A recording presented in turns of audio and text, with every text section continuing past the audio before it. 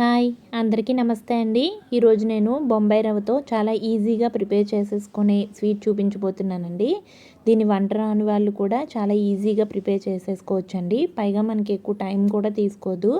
చాలా ఫాస్ట్గా టేస్టీగా మనం దీన్ని ఎలా ప్రిపేర్ చేసుకోవాలో ఒకసారి చూసేద్దాం రండి.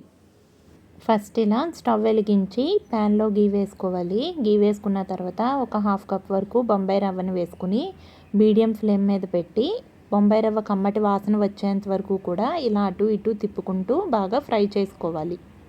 ఇలా రవ్వను మీడియం ఫ్లేమ్లో బాగా వేపుకున్న తర్వాత ఒక కప్పు పాలను వేసుకోవాలి. మనం పచ్చిపాలు ఏం వేయవసరం లేదండి. కాచిన చల్లార్చిన పాలు ఉంటాయి కదా, వాటిని వేసేసుకోవచ్చు. సో పాలు వేసుకుని ఇలా బాగా మిక్స్ చేసుకోవాలి.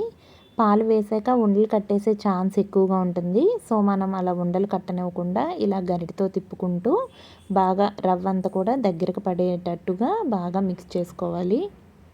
ఇలా దగ్గరకు పడ్డాక మనం షుగర్ యాడ్ చేసుకోవాలి. మనం హాఫ్ కప్పు బొంబాయి రవ్వ తీసుకున్నాం కాబట్టి ఒక కప్పు పాలు, అరకప్పు షుగర్ వేసుకుంటే సరిపోతుంది. సో ఇలా హాఫ్ కప్ వరకు షుగర్ వేసి పావు స్పూను ఇలాచీ పౌడర్ వేసుకుని బాగా ఒకసారి అంతా మిక్స్ చేసేసుకోవాలి. చూడండి, ఒక 2 మినిట్స్కి మనం వేసిన షుగర్ అంతా కూడా ఇలా కరిగిపోయి స్వీట్ ఇలా తయారవుతుంది. సో ఇప్పుడు దీన్ని మనం ఒకసారి బాగా మిక్స్ చేసుకుని స్టవ్ ఆఫ్ చేసేసుకుని బాగా చల్లారిపోనివ్వాలి. చూడండి, ఇది చల్లారిపోయి కొంచెం గట్టిగా తయారైంది కదా. ఇప్పుడు దీన్ని మనం 2 పార్ట్స్ కింద డివైడ్ చేసుకోవాలి. ఒకటి లోపల పూర్ణాల్లాగా బాల్స్ చేసుకుంటాం అనమాట మనం. సో ఒక పక్కన పెట్టుకున్న మిశ్రమంలో ఏం చేయాలంటే, మీ దగ్గర కుంకుమ పువ్వు ఉంటే కనుక పాలల్లో వేసి కరిగించి వేసుకోండి. లేదు అంటే ఇలా ఎల్లో ఫుడ్ కలర్ అయినా సరే వేసుకోవచ్చు. నేను ఇక్కడ ఫుడ్ కలర్ యూస్ చేస్తున్నానండి. సో ఇలా ఒక చిటికెడు ఎల్లో ఫుడ్ కలర్ వేసుకుని దీన్నంతా కూడా ఒకసారి బాగా మిక్స్ చేసుకుని పక్కన పెట్టుకోవాలి.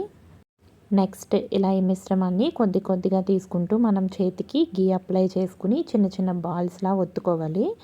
మనం కొంచెం ఎల్లో కలర్ కొంచెం వైట్ కలర్ ఎందుకు ఉంచామనంటే, మనం దీన్ని కట్ చేస్తామండి మిడిల్లోకి. అలా చేసినప్పుడు ఏమవుతుందంటే మనకి వైట్ అండ్ ఎల్లో కలర్లో కాంబినేషన్ బాగా కనిపిస్తుంది అనమాట.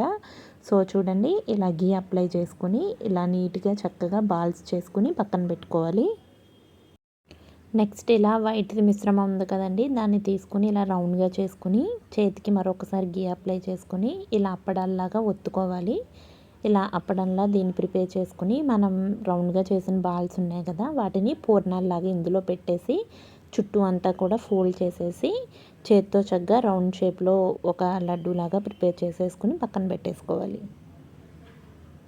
చూసారు కదండి, ఎక్కువ కష్టపడవసరం లేదండి ఈ స్వీట్ ప్రిపేర్ చేయడానికి. మనం ఒక 5 మినిట్స్ కనుక టైం స్పెండ్ చేస్తే సరిపోతుంది. చక్కగా ఈజీగా టేస్టీగా ప్రిపేర్ చేసేసుకోవచ్చు.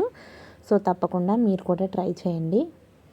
సో నెక్స్ట్ ఇలా బాల్స్లా చేసేసుకున్నాం కదా, వీటిని ఒకసారి బాగా రౌండ్ షేప్లో చేసేసుకుని వీటిని నైఫ్తో మిడిల్లోకి కట్ చేసుకోవటమేనండి. అలా కట్ చేసుకుంటే మనకి ఎల్లో అండ్ వైట్ కాంబినేషన్లో బాగా కలర్ఫుల్గా ఉంటుంది స్వీట్. సో తప్పకుండా మీరు కూడా ట్రై చేయండి. మరిన్ని ఇంట్రెస్టింగ్ రెసిపీస్ కోసం మన ఛానల్ని సబ్స్క్రైబ్ చేసుకుని పక్కన ఉన్న బెల్ ఐకాన్ని యాక్టివేట్ చేసుకోండి.